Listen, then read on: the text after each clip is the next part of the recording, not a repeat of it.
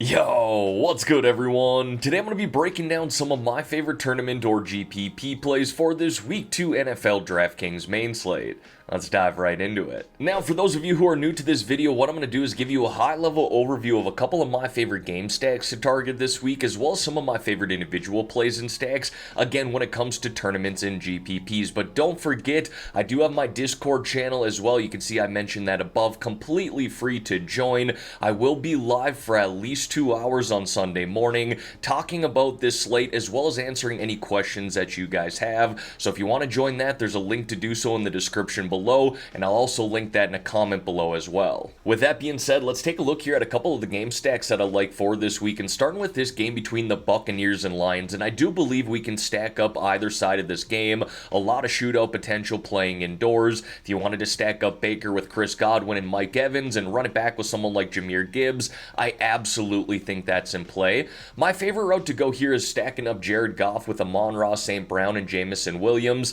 I'll probably mix in Sam Laporta there as well, and then run it back with Mike Evans. But again, everyone, I think we can stack this up a number of different ways. If you want to get a little cheaper on the Bucs side, you could by all means pivot off of Evans to Chris Godwin. And then another game stack that I like targeting here this week is this game between the Rams and Cardinals. Now, I know a lot of people are going to be playing the Rams in general here this week in both cash and tournament lineups, but I like targeting the Cardinals side of things here in tournaments because Kyler and especially Marvin Harrison Jr. are going way overlooked. And look, I know Marv wasn't great in his rookie debut, playing on the road against the Bills. That's a tough environment. He's coming in around 2.5% ownership right now, which is the reason that I really like him. And I think we could do a double stack with Trey McBride as well, but I'm well aware that Kyler Murray brings that rushing upside that we really like in tournaments and cash lineups too. So if you just wanted to do a 1-to-1 stack with Kyler and Marv or Kyler and Trey McBride, and then run it back with a Kyren Williams or a Cooper Kupp, I think there's a number of ways we can stack this up too, but again,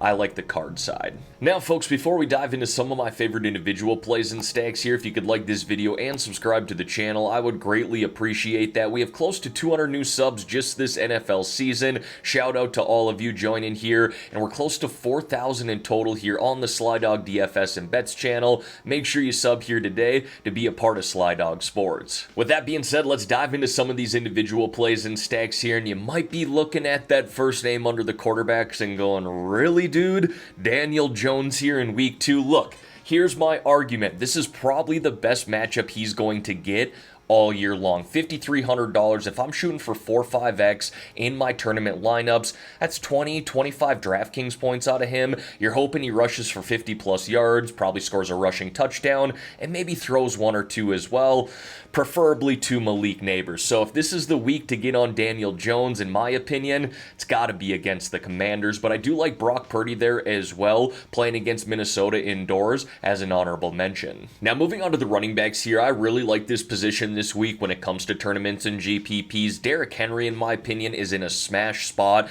We saw what J.K. Dobbins did to that Raiders defense just last week on, what was it, 10 or 11 carries. Derrick Henry should see 15, 20 carries in this game, could easily go for 100 rushing yards and multiple touchdowns. I love him in tournaments this week. And going back to J.K. Dobbins here, I unfortunately didn't play him in week 1, but boy did he look good. He was very explosive, had some big runs against that Raiders defense, as I just mentioned, and now he's in an even better spot here against the Carolina Panthers, who might have the worst defense in the NFL this year. Sure, Gus Edwards is still lingering behind him, probably going to steal some snaps, but overall, J.K. Dobbins looks like the RB1 in that Chargers offense. And then as an honorable mention here, I know a lot of people love Mahomes, Rashee Rice, and Travis Kelce this week, so I don't mind pivoting off of that and going to Isaiah Pacheco, but I kind of just like the Chiefs in general here. Now moving on to the wide receivers here, with 13 games on the main slate, there are a plethora of wide receivers to choose from, and a lot of elite wide receivers at that, but I think a lot of people are going to gravitate towards that 6-7K range for guys like Cooper Kupp, Mike Evans, and Rashee Rice, so I don't mind spending a little extra here this weekend for a guy like CeeDee Lamb. I also like Deebo Samuel here, no Christian McCaffrey again for the 49ers. He's going to be used in the rushing game, should see 5+ targets here, and he's so good after the catch. We know he can score multiple touchdowns in any given game. and then talked about this Giants stack here. If there's a week for them to do it, it's probably going to be against the Commanders. Now, I'm not saying this is a guarantee by any means. We're talking about Daniel Jones and the New York Giants, but Malik did look good against the Minnesota Vikings.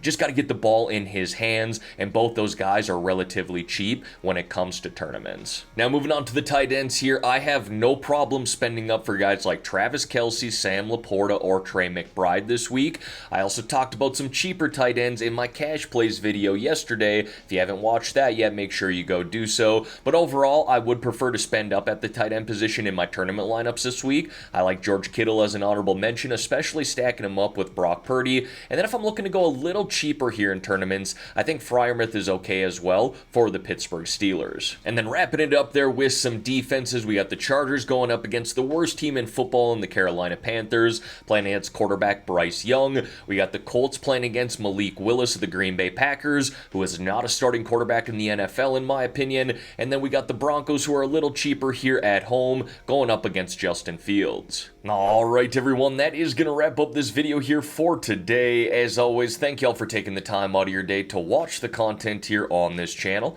If you could like this video and subscribe to the channel, I would greatly appreciate that. Let's have ourselves a great weekend here, folks. Let's win some money on this week 2 main slate. And in the meantime, I'm out of here.